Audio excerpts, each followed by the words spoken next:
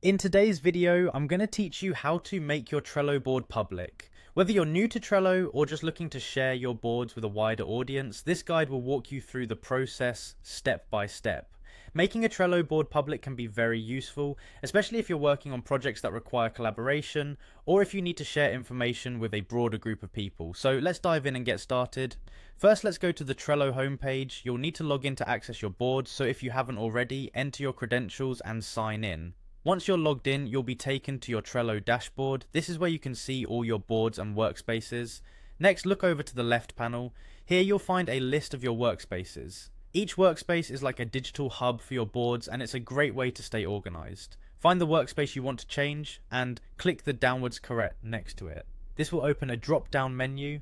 From the drop-down, select the option that says Settings. This will take you to the settings page for that workspace where you can manage various aspects like permissions, members, and visibility. We're going to focus on the visibility settings today. Once you're in the settings, you'll see a section labeled Workspace Visibility. It's here that we can adjust who can see your boards. You might see options like private or workspace members. Right beside these options there should be a change link. Click on change to see more visibility options. Now you'll be presented with several options for visibility settings. You've got options like private, workspace visible, and public. For our purposes, we'll want to make the workspace or board public. Simply click on the public option.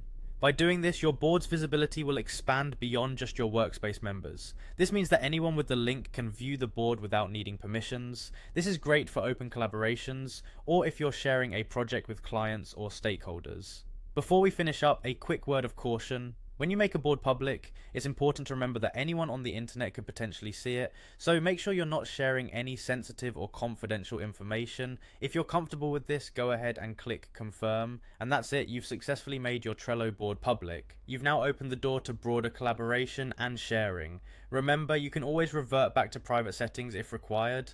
Thanks for watching, and keep exploring all that Trello has to offer.